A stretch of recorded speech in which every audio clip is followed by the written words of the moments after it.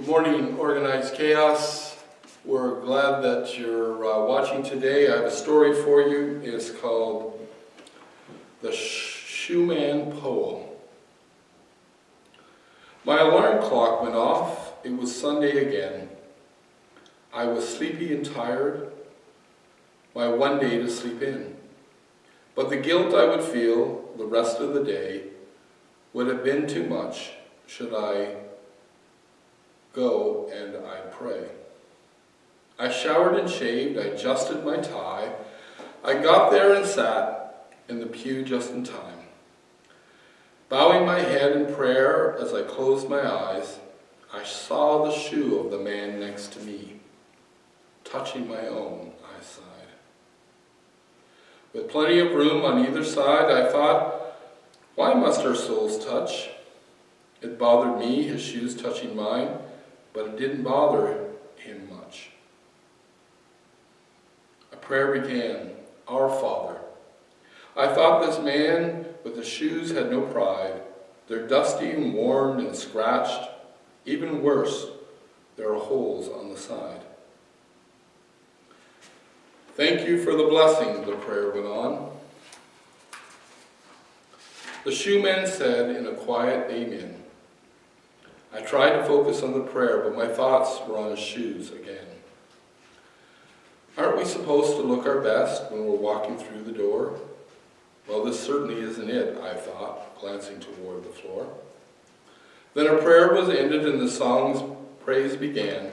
The shoeman was certainly loud, sounding proud as he sang. His voice was lifted to the rafters, his hands were raised high.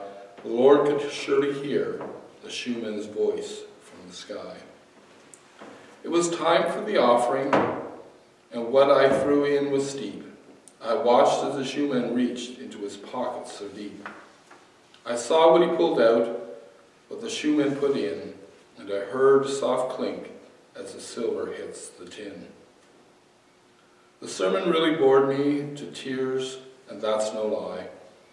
It was the same for the shoeman. It was the same for the shoeman, for his tears fell from his eyes. At the end of the service, as is the custom here, we must greet new visitors and show them all good cheer. But as I moved somehow and wanted to meet the shoeman, so after the closing prayer, I reached over and shook his hand. He was old, his skin was dark, his hair was truly a mess, but I thanked him for coming, for being our guest. He said, my name's Charlie, and I'm glad to meet you, my friend. There were tears in his eyes, but he had a large, wide grin. Let me explain, he said, wiping the tears from his eyes. I've been coming here for months. You're the first to say hi.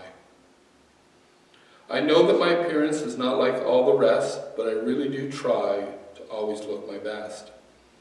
I always clean and polish my shoes before a very long walk, but the time I get here, they're dirty and dusty like chalk. My heart filled with pain, and I swallowed to hide my tears as he continued to apologize for dare sitting so near. He said, when I get here, I know I must look a sight, but I thought if we could touch you, maybe our souls would unite. I was silent for a moment, knowing whatever was said would pale in comparison. I spoke from my heart, and not my head. Oh, you touched me, I said, and taught me in part that the best of any man is found in his heart. The rest, I thought, this shoeman will never know, like just how thankful I really am that his dirty old shoe touched my soul. It's from Leanne Friedberg. Beautiful story about not judging people by what we see, but judging them by their hearts. And I know you guys are great kids, and I love your hearts, and I look forward to seeing you soon. God bless. Talk to you later.